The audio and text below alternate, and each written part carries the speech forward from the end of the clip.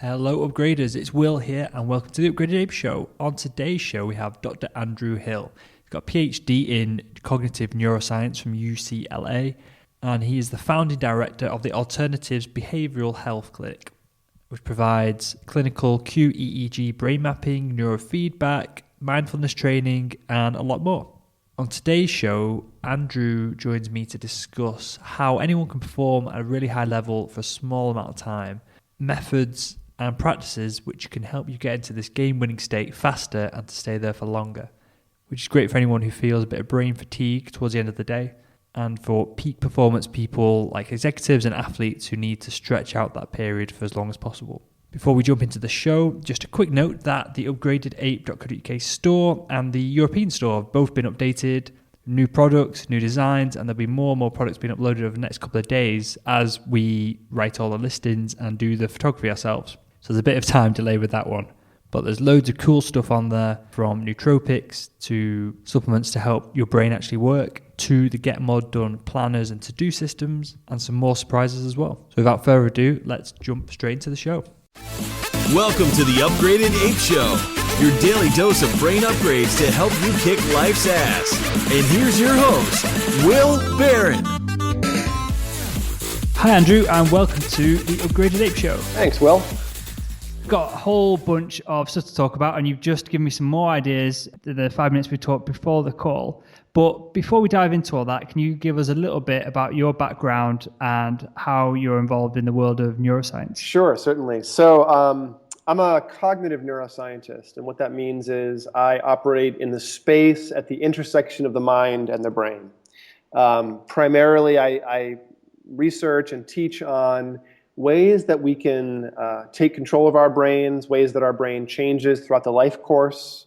And specifically, I focus on sort of higher cognitive functions, things like attention and impulsivity, even such basic core functions as sleep all feed into our performance. So for me, it's all about, what are the neuroscience advancements that we can actually use. A lot of times neuroscience ends up being sort of trapped in the lab, where we do basic science and discover things about the brain in general, but taking that and applying it to people's individual experience to help them improve their day-to-day lives sometimes takes years in the neuroscience world. My focus is taking things that I found in the lab, taking things that I found in existing research literature, and trying to operationalize them, trying to break them down and bring complex topics to a more consumable level for the average person, so they know what is a good strategy for peak brain health, cognitive performance, and a successful life.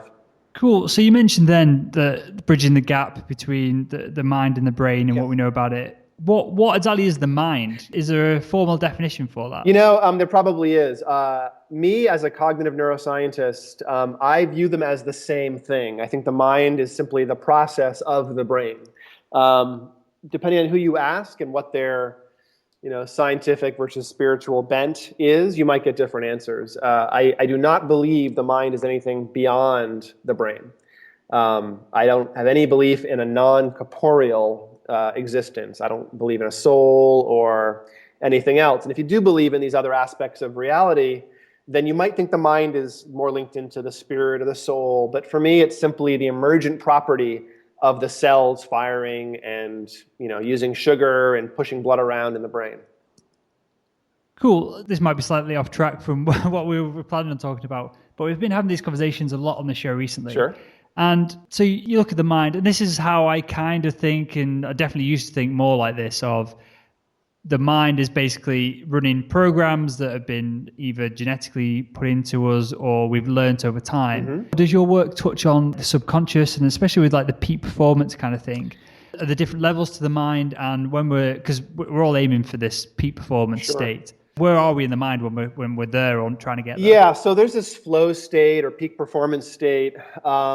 In general, the brain's doing lots of things. Some of those things are observable by us. When you feel stressed, you might notice you feel stressed versus being relaxed. We all have the experience of being focused versus being checked out, being on versus being tired and cranky. So broadly speaking, we kind of know when we're performant, but the question is, how do we get there more consistently? One of the things I often talk about is this inverted U curve for performance, with performance and physiologic arousal. And I don't mean sexual arousal, I mean simply being up, how awake you are, how alert you are, how anxious you are is even a form of physiologic arousal. And a little bit of arousal is a good thing. You know, you get a little bit stressed out, your reaction time gets better, your memory gets sharper, your recall gets better, you're thinking more quickly. A little more stress, and that starts to change, and then a lot of stress, and you actually have impaired reaction time, impaired ability to recall memory from storage, to form new memories, to make good decisions. And something I often harp on is this idea that as your performance starts to degrade because of increased stress or increased fatigue, meaning continued output and therefore a drop in performance as you become less willing to do it, you know, over many hours of tedious things. As your performance starts to drop, humans are notoriously bad at being able to tell that their performance has dropped. So a lot of what ends up being critical for maintaining high levels of performance, if you're already a high level output person, or if you're somebody who's got some impairments in attention or stress or energy regulation, is realizing where that sweet spot is for you. You know, is your sweet spot after 2 cups of coffee, or after 3, or after 5, or after none? You know, do you perform better when you've gotten 7 hours of sleep, or 9, or 5? And when you've eaten properly, or when you've eaten crap? So these are all, you know, ways of managing and sort of observing where your state is, which actually is a little bit hard for a lot of people. Not everyone's very good at noticing their states. You know, humans are notoriously bad at being reflective unless they've practiced observing their states. So, you know, there's lots of practical and operational things that we can talk about ways to improve your performance or maximize your day-to-day output. But in general, the sort of 10,000-foot view on peak performance is anybody can perform at a very high level for a very short amount of time. Trying to figure out ways to keep yourself in that zone, in that flow state, is a combination of enough resources: sleep, food, energy, maybe supplements or nootropics, maybe neurofeedback, meditation, but also then optimizing the deficits you find. If you notice you're a little bit ADHD, get rid of it. You know, develop a meditation practice that is targeted towards shoring up the resources that might be a little bit weak for you. Or develop, you know, neurofeedback, a course of treatment so you can go ahead and train those patterns away from your brain. Or figure out which nootropics are most likely to support your attention. So unfortunately, every brain is rather different. There's really nothing normal or average when it comes to a group of brains. And so figuring out where your specific challenges and what your specific needs are will help you manage where that sweet spot is for you in performance. Okay, well, I'd love to dive into some of the ways that we can manipulate and move that sweet spot around and stay in it for longer. But first, is there a way to, whether it be software or neurofeedback, or I don't know, I don't know the answer to this question. Is there a way to get a kind of baseline figure so that we know what we're doing is either improving or reducing the effectiveness of our brains? So there's a few things you can do to get a sort of sense, a snapshot of where somebody is performance-wise. And when I'm doing this with my brain training clients, I usually do a couple of things. One is I tend to have them do a continuous performance task. These go by many different names. Some examples are a go, no-go task. And essentially they're flashing stimuli on a screen or speaking it over speakers. And your job is to hit a button when you hear one type of stimulus and withhold responses when you hear another type of stimulus.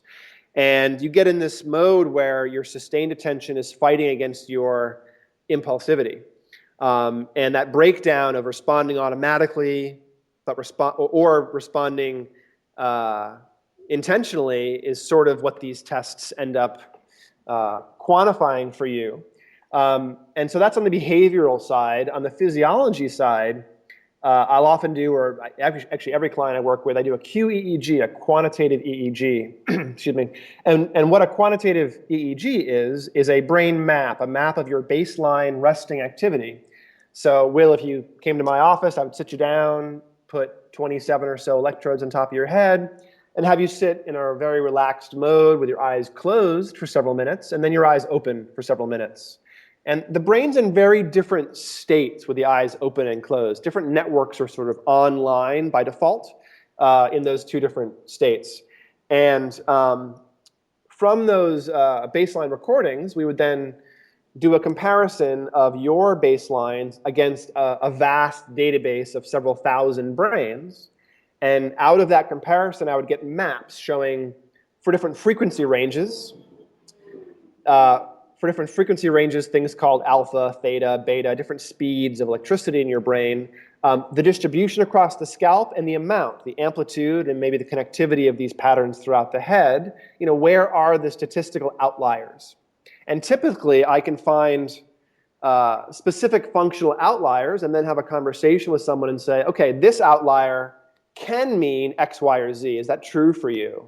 This outlier can mean something else. One example, for instance, when you close your eyes, the visual cortex, which is in the back of your head, goes into an alpha mode, a resting rhythm. Alpha is about 10 cycles per second. It's a pretty central index rhythm for the brain in many ways. And when the tissue is ready to act, but not doing anything, the tissue is not actually processing any information, the visual cortex goes into this alpha mode. Now, if your eyes are closed in the back of your head, the visual cortex is not producing alpha. If it's producing beta, that's a marker for anxiety, i.e. your sensory cortex is staying checked in, getting ready to process an input even without any input, just in case. And typically that's because you've learned to some extent the world is a dangerous, threatening place, and you're staying ready to scan or ready to process any sensory input. An opposite example, when you open your eyes, that alpha should go away and should get suppressed and be replaced by beta. And now the visual cortex is processing information as it comes in through the eyes, and it's processing that mostly in a beta frequency range, a faster set of brain waves. Well, if you open your eyes and your cortex stays in alpha mode, now you have the opposite problem from anxiety. You have inattention or spaciness, or what they call, used to call ADD, now it's ADHD, primarily inattentive type. So if you stay in the stuck mode, this neutral alpha state with your eyes open, it's a problem. And if you stay in a beta mode with your eyes closed, it's a problem.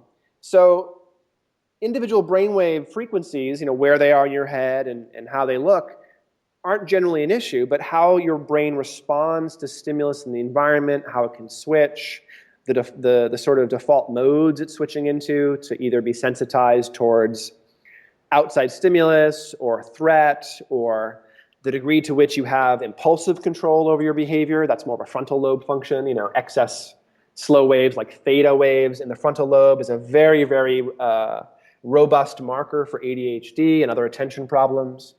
So, if you sat down and I scanned your brain, I would get a bunch of these maps out of your data, and then we would sort of figure out, for all of the things you're working with, your day-to-day willness, which of the things we found in these maps make the most sense to you. And then we sort of have a physiology snapshot of where you are right now. With no interventions, not changing your brain with medications or supplements or neurofeedback or meditation, with none of those interventions, your brain would look the same a year from now on the qEEG. It's a relatively stable metric year after year after year, barring any big changes in maturation or head injury or medications. That's fascinating. Just before, again, we move on to what we can do to then manipulate the results that we just got, how much of this is learned and how much of this is neurochemical? That's a really good question. The short answer is I can't tell you. The qEEGs that I use and the sort of behavior I capture is mostly a snapshot in time. And so I can't tell if, the indication of a head injury I'm seeing on your brain or some anxiety I'm seeing in your brain is there because of something that happened in the past year or something that happened 20 years ago. To some extent, I don't really care I'm not a psychologist. I'm not trying to figure out the emotional root of your anxiety. I'm looking at the tuning of your brain, its tendency towards being vigilant. And maybe you describe to me that you're too vigilant or not vigilant enough. Well, you've given me a very concrete description of your performance day to day right now. And that's what I'm interested in changing. I'm less concerned about where and why these things showed up. Maybe this is the brain you came into the world with. Maybe it's a brain you've learned to produce patterns to handle the specific challenges and stimulus in your environment. I don't really care so much, nor can I really tell from the one snapshot in time that we gather. Okay, we've scanned my brain. We've found a couple of things that we want to look at, adjusting, manipulating. What would be the next step then? What would you do in your practice? Sure. So, generally people come to me with specific issues. I do have some peak performance clients who are looking for just more of what they already have. That type of client is somebody who comes in who's like a stressed out executive, very high powered individual, and is working hard from 6 a.m. until 6 p.m. and is browning out around 3 o'clock in the afternoon. Well, sure. Let's focus on that kind of individual then. So that person probably has more cognitive fatigue than they would like. And I don't mean physical fatigue like you're actually tired. I mean that sensation of, man, I've been focusing on this project or problem for X number of minutes or hours, and I'm just not willing to keep focusing. That sense of, oh, this is burdensome and I don't want to keep focusing is what we call cognitive fatigue. And pushing that back, if that's showing up in the middle of your day, that's a big problem. And when I get reports of that, I start to look at other aspects of people's life, their nutrition, their sleep habits and sleep hygiene. And typically, sleep can be improved a little bit for most people. And also, even folks that don't have any dramatic outliers in their brain, we can still train the frequencies, the EEG, in specific directions to add more relaxation, more focus, more cognitive flexibility. So I would figure out what your goals were for, to improve your brain or to make specific changes. When I'm working with kids, I'll say things like, imagine I gave you a magic box full of dials and they changed you. What would you do if you could figure out what the dials did? And they describe the sort of ideal brain they would like. The same thing is true of the stressed out high performer. Typically it's, I'm not getting enough sleep, so I want my sleep to be more productive. I'm getting stressed out when I get home at night, when I've had a long, day. How do I put my stress down? How do I switch modes? And so it's often the same things that people with specific issues are coming in for, but the reason that the high-performing individual wants support isn't because they have a deficit, it's because they want to get more out of their life, more out of their hours. And so, I would do very similar things, regardless if it's a pathology or just trying to get more high-performing time out of your days. I would train down slow brain waves, potentially, train up faster brain waves. And at least in the context of neurofeedback, people would come into the office a few times a week and just train their brain. And at some point, you start feeling it. You would start feeling you would start feeling more calmer, more focused. Your sleep would get deeper probably at night. You'd wake up more crisply. And even subtle changes in your sleep architecture and in your ability to focus are often very dramatic in how performant you can be, especially after several hours of a busy day. So it's an iterative process, though. So I don't have a one-size-fits-all protocol. I couldn't tell you how to train your brain without doing some of this initial investigative work on what patterns you have. But once we find those, I could almost give you a prescription and say, okay, given your brain and your goals, here are the frequencies we should train up, here are the frequencies we should train down at this spot on the head, and we would then try it and see what happens. More broadly, out of my clinical office environment, I often give people advice about nutrition and nootropics. In my office, I'm doing very specific things, training people to meditate and doing neurofeedback and qEEG. But more broadly, I'm interested in helping people figure out tool sets that can improve their brains. And nutrition and nootropics are both very accessible interventions for most people. I mean, not everyone wants to think about meditating. It seems very alien. It seems like it's this strange skill that you have to develop. It's actually not. I mean, meditation is not making your mind blank. I can unpack what it actually is and talk to your listeners about how to do it if you'd like. But people are often averse. It has this sort of woo-woo Eastern spirituality connotation. Oh, what do you mean meditation? I'm going to sit there and do nothing? That sounds counterintuitive, especially for people that are high performers who are go, go, go all day long. The idea of sitting still for 20 minutes and not doing something seems really counterintuitive. Oh yeah, let's dive into meditation. Sure. You give us your thoughts and techniques on it. Personally, I don't know if you've come across it. The web address is getheadspace.com. It's a mindful meditation app. Mm-hmm. And the guy's name's Andy, and he basically talks you through the process of meditation. Sure, it's a guided meditation, yeah. And it's brilliant. The only issue is, as you kind of alluded to then, forcing yourself to do it every day when you've got loads on is a pain. But then after you've done it, you feel amazing and you feel refreshed and you get more done for the time of doing it. Yeah, and that's actually really critical. A lot of the pushback I get from clients when teaching them to meditate is, I don't have time. And I sort of say, well, if you don't have time, you definitely should be meditating. Because if you meditate more, it actually creates this spaciousness in your mind, this reaction, this gap between stimulus and reacting to it. And so if you have a little more control over your mind, an 8-hour day feels like it's not, dramatically overwhelming. You have more moments to think about and moments to act from instead of reacting all the time. So I'm all about intentional action versus momentum versus reacting to the stressors in the environment. And to unpack what I think about meditation, primarily I believe that meditation is attention training. That is 90% of what classic meditation techniques are. The classic Buddhist text on meditation, the Satipatthana Suttas, reads like a psychology textbook. This is your mind. This is how your mind works. Here's some things to do to your mind. It's a little bit dry. It was written about 2,500 years ago, so it's not quite as sexy as modern writing. But it's very much like a psychology textbook. It's not necessarily all that spiritual. There's no cosmology in it. There's no need to believe in anything to do meditation.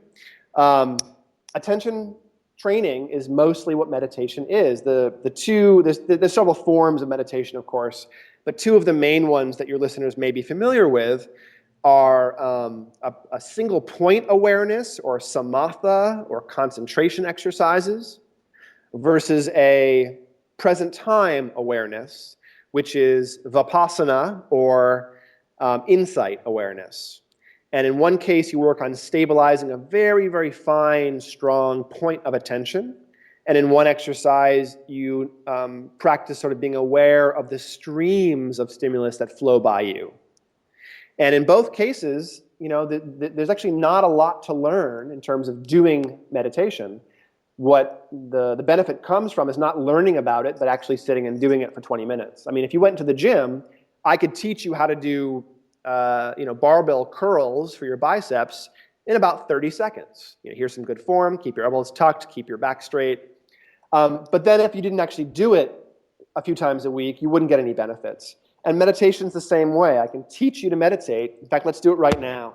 A lot of time I'll teach folks a basic 20-minute meditation that has 5 minutes at the beginning of concentration practice, which allows the mind to focus and still. And then 15 minutes of insight practice, which allows you to sort of get some insight, some awareness of your internal landscape. And it's very, very straightforward. Start off, I often tell folks to download an app to their phone that has a meditation timer. There's many, many, many apps out there. And set up the app so it's playing gongs or bells or chimes. And set the app up so it's playing 3 bells at the beginning, 1 bell after 5 minutes, and 3 bells at the end. And then for the first 5 minutes, sit there as the first 3 bells sound, place your attention on the bells. Try to notice the moment at the end of each sound that transitions from the bell decaying in volume to the next moment of silence. Try to figure out if you can spot that moment. And so right there, you're concentrating. And then once the third bell sounds, place your attention on the upper lip and try to notice the sensation of breath crossing your upper lip as it goes in and out of your nose. That's it. Focus on that one sensation. And of course, within seconds, since you actually have a mind and you're alive, your mind starts to wander. And it wanders towards, wish fulfillment, memories, fantasies, dreaming, planning, worrying, whatever it is, it's some focus of the attention that is not that sensation of breath on the upper lip. So simply noticing you've drifted away from that attention focus and saying, oh, not right now, and putting your attention back on that focus, that right there is meditation. That's the act. Noticing you've drifted and pulling your attention back again and again and again. You're not trying to get to a blank mind state. You're trying to get to the focus that you've chosen. After the first 5 minutes, the single bell sounds, and then I have folks switch to watching a more cyclic process, like the rise and fall of the belly. And it's a bit more spacious, there's a bit more individual things happening, tightness in your body, and you can feel maybe the warmth of the breath travel down inside your body. It's warm on exhale, cool on inhale, whatever. You notice it's fine, just notice the process of breathing instead of the point of sensation. And again, if you notice you've drifted away from watching the breath, just notice, oh, I'm thinking, or I'm planning, and go back to the sensation of the body. Oh, I'm dreaming. Oh, I'm noticing the pain in my knee. Oh, okay, back to the sensation of the breath in the body. And that's it. That is, right there is the past 2,000 years of mindfulness and meditation practice squeezed into about 30 seconds. Doesn't sound all that difficult, but again, the goal is achieving a specific type of focus, holding an object in your attention, and then noticing when it's drifted and bringing your attention back again and again and again. As a consequence, your mind starts to get less busy, you start to get more spaciousness between thoughts, you become less emotionally reactive, you have a bit more inhibitory control over your behavior, you're less restless, less impulsive. But that's not what happens in the session of meditating so much. You're really focusing on the attention processes. And then over time, that gives you more control, actually gives you stronger attention. So most of the, I didn't say this earlier, but most of how I consider attention resources, they're mostly inhibitory. And what I mean by that is the frontal lobe, the prefrontal cortex, we often think of as the CEO of the brain, making plans, coordinating all the other activity of the brain. But mostly how that CEO, the prefrontal cortex, does its job is by saying no. When the visual cortex wants to notice something flying across your visual field when you're driving, the prefrontal cortex says, nope, pay attention to the car right in front of you that's now braking. It's helping you choose task salient behavior, essentially successful behavior to maximize gains and minimize pains. So if you see something yummy, you get oriented towards that if you're hungry, because the PFC says, yep, that's a good thing to pay attention to right now.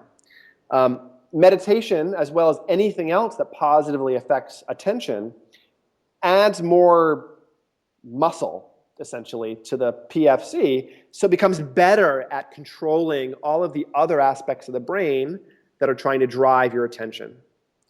It doesn't just metaphorically add bulk, it physically adds bulk. That was what I was going to ask then. Could you physically monitor and see these changes? You absolutely can. I certainly see real-time changes in the EEG when somebody meditates. But more than that, if you do a structural MRI, measure the actual physical tissue, and then teach a bunch of kids to meditate and measure their physical tissue after a couple of months, it's different. Their frontal lobes have changed. And they report significantly different attention systems. More inhibition, less impulsivity. And the same is true at the other end of the life course. There's a pretty good paper by Lazar et al. That showed that the amount of cortical thinning, age-related cortical thinning in a group of elders is inversely correlated to how experienced meditators, how many thousands of hours of meditation they've done. And what that means is, as you age, your cortex, your frontal cortex, and the insula, sort of either sides of the temples, starts to thin out. It atrophies with age to some extent. And if you meditate, you have a daily practice of meditation, you are spared those cortical thinning changes that normally occur with age. So your brain looks significantly younger, a decade younger maybe, as an elder, if you've maintained a meditation practice. That's crazy. And this whole thing seems that it should be really easily hackable, but I've not seen any consumer hardware. It seems that you should be able to just stick something on your head, Bluetooth to your phone, and that guides you through meditation very specifically to yourself. Are there any things like this that exist that I've just not come across? No, not really. I mean, I think the reason is you don't need that stuff. You just need to put your butt on the cushion and try it. And you need to not be discouraged by it not working. And you need to sort of hold your judgment, hold your sense of this isn't working until you've done it for a few days or a few weeks. I often tell people the best mind state that you can develop while you're doing this is a sense of curiosity. If you notice yourself going, oh, I'm just not meditating very well. I don't know how to do this. This is boring. Know that you're pulling away from the process. You're judging it. You're pushing against it. And instead, just try to notice a gentle sense of curiosity or investigation. Oh, interesting. I'm feeling this way. What is the feeling tone of the moment you're in? Is your attention very stable? Is it very unstable and fluctuating? So there's probably not a market for this in a small device because you don't need hardware except to reassure people who don't know how to meditate that they're doing it. But you get beyond that within the first few days. Sure. I mean, I guess the only other way, if you could monitor your brain changes over time, then that would be a feedback loop to yourself to encourage you to carry on doing it. It would, but if you're doing it, then your feeling changes too. And those are much more compelling than numbers on a screen to some extent. Now, there's definitely a place for real-time monitoring and feedback, and that, of course, feeds into the neurofeedback or EEG biofeedback space. And yes, there's very much a usefulness there for in half an hour changing your brain activity in a desired direction. But there's maybe one misconception about neurofeedback creeping in here. Brain-based biofeedback, central biofeedback, neurofeedback, is non-cognitive for the most part. You don't try. Peripheral biofeedback, galvanic skin response, heart rate variability, blood pressure, all those peripheral physiology events. To do biofeedback, you do it until you learn what it feels like. There's a skill transfer. And then you must practice that skill to maintain the control over your, let's say, heart rate. Brain-based biofeedback, it's significantly lower level almost. You are changing things that you don't consciously have any control over. It's kind of like if I was, the musical tech for a symphony, and the process is running over to one cellist at the end of one row of 1,000 musicians and saying, dude, tune up, your A string is flat. And that person tunes up, and the conductor might notice that it sounds better, but the audience probably can't tell. And in this metaphor, you are the audience to your own brain. You are sort of noticing the emergent properties of your brain. You aren't able to notice specific cells or frequencies necessarily changing. So the process of neurofeedback or central biofeedback, you're shaping, you're operantly conditioning or instrumentally conditioning the activity of the brain, but it's not conscious. It's pre-attentive or precognitive. The process works, neurofeedback works, whether or not you're ready to change, whether or not you care about it, whether or not you want to change. In fact, it was discovered in the late 60s by a scientist named Barry Sterman here at UCLA. And Barry discovered this inadvertently on a bunch of cats. This process was changing the brains of cats. That wasn't really his goal, to change the brain, but he did. Cats were getting a milk dropper reward in exchange for raising a medium frequency brainwave called SMR, sensory motor rhythm. And months later, he pulled those cats out for a different experiment involving seizures and found that the cats that had been trained on biofeedback refused to have seizures. Their brains were extra stable. And he went, wait a minute, I changed their brains using this biofeedback process? That's interesting. So this process works on cats, notoriously bad instruction followers. It works on nonverbal children, self-stimming autistic kids. It works on people in coma. Margaret Ayers, one of the pioneers in the field who died a couple of years ago, had a very good track record of showing up at a hospital and bringing people out of coma. And she would use a tactile feedback, put somebody on top of a pad that rumbles whenever their brain activity switches in one direction and stops rumbling when the brain moves the other direction. In my clinic, it's a bit more, you're playing games on the screen, so when your brain waves shift in one direction, a spaceship flies faster. And when your brain waves shift in the other direction, the spaceship stops flying. And it's actually that simple that the brain wants input. The brain really wants input, and if given the option of creating input versus no input, it'll do whatever it can to try to get stuff to happen. And so we set somewhat arbitrary reward criteria on the brainwave signals such that, let's say theta, whenever your theta drops, the spaceship surges forward on the screen. Now you're not in conscious control of your theta, but your brain really likes stuff happening on a screen. So after a couple of sessions of the ship jumping forward, whenever your theta drops, your brain starts trying to produce less theta because it's figured out that something happens when it moves more in that direction. And if that direction makes you feel more focused and more on and less impulsive, we know we have a good protocol for you, and we do more and more and more of it. And at some point, 5, 10, 15, 20 sessions in, the effect is permanent. And it's permanent without any conscious effort to maintain the skill. And that's very different than peripheral or body-based biofeedback. Brain-based, central biofeedback or neurofeedback, you're sort of always practicing these new modes. So the effects are largely permanent. If you eliminate someone's ADHD with 30 sessions of neurofeedback, then that's the brain they get to keep. They're now walking around much more in control of their behavior. If someone's got... Why isn't this technology used with children? I know in the UK and the US, ADD and ADHD and whatever it's labeled as is a growing concern. Why isn't this used instead of drugs? It is. It absolutely is. I mean, I've worked with hundreds of kids who the parents either don't want to start on drugs or they're trying to get off of get the kids off of drugs. It's very typical that this replaces psychostimulants for somebody. There's lots of good research out there showing that if you compare methylphenidate to neurofeedback, the effect size is about the same, except that when you stop the methylphenidate, attention problems come back. When you stop the neurofeedback, the gains persist. So there's lots of good research showing this works wonderfully on kids. In the US, the American Academy of Pediatricians in 2012 raised biofeedback up to what they call level 1 best support, the top level intervention now, first line intervention for ADHD. The only other thing at that level 1 best support level are psychostimulants. But again, there's side effects to psychostimulants, and they stop working when you stop taking them. Yeah, Neurofeedback has very, very few side effects. They're usually self-limiting and interesting informational side effects when they occur. Neurofeedback is largely a side effect free. Adverse effects are short-lived and self-limiting. And the effects when you stop, the beneficial effects are permanent for most people.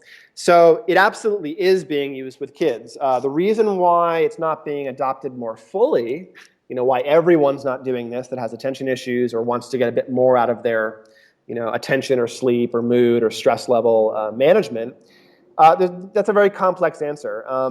Why do people buy treadmills and then put them in their living room and hang laundry on them? There's sort of a convenience perspective on health in general in this country, and probably that country too, where people want easy solutions. They want to go and swallow a pill. They want to go and have something done for them. Just tell me how to get healthy. But they want it to happen instantly. And with something like biofeedback, it's a training process. So you have to go 20, 30, 40 times over several weeks. So if I say to somebody, yes, I can work with your attention, no problem, but you must come and see me 2 or 3 times a week for the next 10 or 12 weeks, that can feel burdensome, and some people just choose to swallow the psychostimulants instead. Also, there's a really entrenched sort of pharmacological machine in this country. There's not neurofeedback reps going to doctors saying, here's some free samples. give them to your clients, because the process doesn't work that way. One session doesn't do much. You have to keep doing it. And there's some skill involved with applying these techniques. Where on the head do you place electrodes? Which frequencies do you train up and down? What happens when you get good effects? What happens when you get bad effects? What happens when you get a different type of brain than you've seen before? And so there's a fair amount of skill involved with applying these technologies, and that makes it a little bit expensive. We charge upwards of $4,000 for a full course, initial course of training, which is a brain map, a qEEG, 30 sessions of training, and another brain map. So, there's a cost benefit here. How much is it worth to you to get your brain better in a permanent fashion versus the convenience of swallowing Adderall or Ritalin or drinking your third, energy drink of the day? And it's not just for the day, it's potentially for the rest of your life. Well, as well, the benefits of neurofeedback and meditation and other kinds of brain-changing technologies are long-term permanent changes. And people often don't sort of view that. They go, oh, it's kind of expensive, or I have to show up and, to an office 3-4 times a week. That seems burdensome, but it's really only for a few months. And then you're living a different life with a different brain to some extent, more self-control, more flexibility, better sleep. And so I end up seeing a lot of people that have specific challenges that are driving them to seek solutions because things aren't working, The average peak performance individual, I do get some who want us to just squeeze out, 5 or 10% more out of their brain. And I work, very successfully with those folks. But the ones that are most motivated to make changes using these to some extent aggressive or labor-intensive technologies are those folks that have an active thing going on, massive sleep disruptions, anxiety, ADHD. But all of those things are true of even normal, quote-unquote, folks. The average high-performing individual experiences stress, experiences sleep issues at times, experiences attention being imperfect at times. Because these are not static resources. They fluctuate. They fluctuate because we get tired throughout the day. They fluctuate because there might be competing demands on one resource in the brain, and it wears you out to some extent. So, people absolutely can make really, really broad, big changes to their brains. The changes are biggest when there's a deficit, when someone's got an issue. The changes are less dramatic when they're already a pretty high-performing individual. And so it really becomes, well, are you somebody who wants to squeeze out a little bit more? And there's certain types of high-performing individuals that tend to pursue these technologies. Sports, competitive sports players, golfers trying to get in the zone will do a lot of neurofeedback to find out what that state is and to help it show up more often. Or, a lot of NFL athletes are now doing neurofeedback on their brains to get their attention crisper when they're out there on the field snapping a ball back and forth. So you sort of have to develop a use case and do a cost-benefit analysis and then figure out, how do I get this stuff done? And in the case of neurofeedback, it's done to me. And in the case of meditation, it's, well, how do I learn to do it? Meditation's certainly been around for, several thousand years. And the research literature today is unequivocal. It works to improve attention, to decrease stress, to improve sleep, to decrease some aspects of aging, to decrease aspects of attention challenges as children. It works for almost everything. Why aren't several billion people doing it every morning when they wake up? For sure. It seems like it should be something that's taught in schools, and it's a routine that kids are taught alongside brushing their teeth in the morning. Yeah, we teach kids at some schools, some countries, sex ed in 5th and 6th grade. Why aren't they getting a brain health class, a brain education class to help them learn how not to develop Alzheimer's 30, 40, 50 years later? Because there are things you can do. When you work on the brain these ways, you're actually working not only in the moment to make your days crisper and better and less stressed and more performant, but you're actually working to offset damage and decline decades out.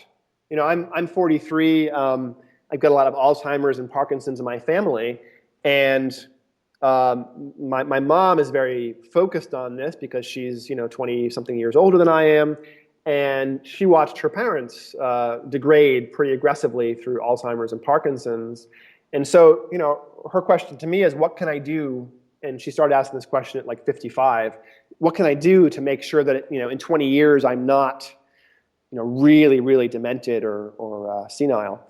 And, she exercises aggressively. She exercises more than I do, hours a day. My mom, she's one of the most active elders I know. But she also, keeps very good attention towards her stress level and managing that.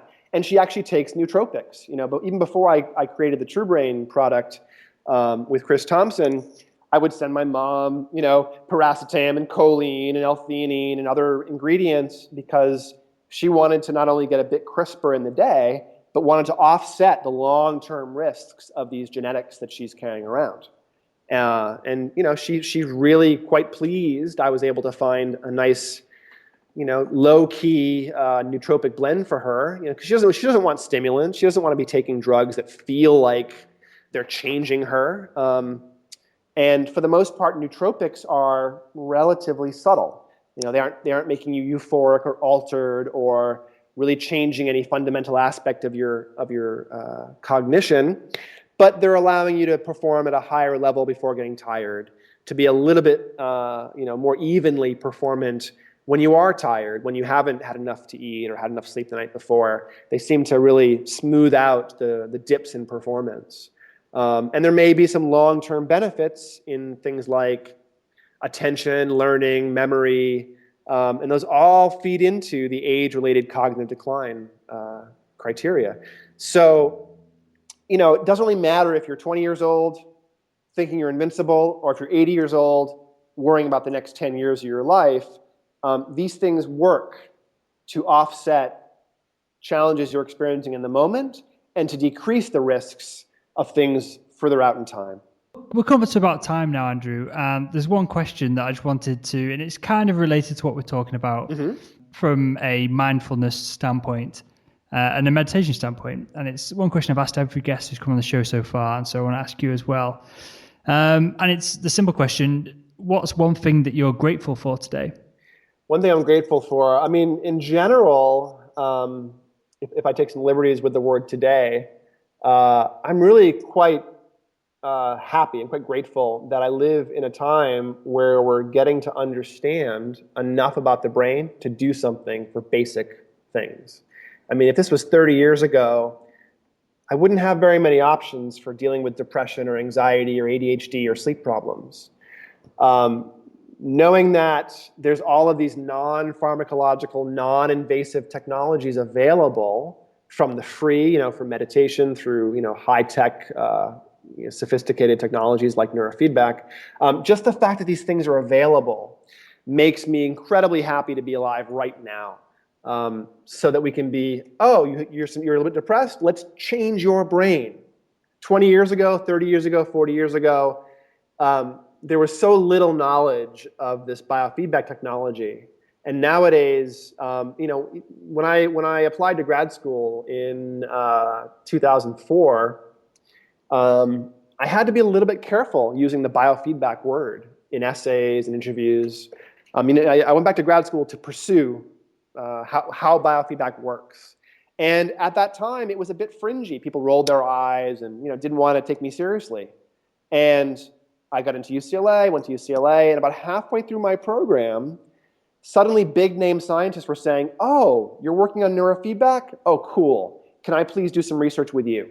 So there's been a sea change in the past few years about how neurofeedback is being adopted.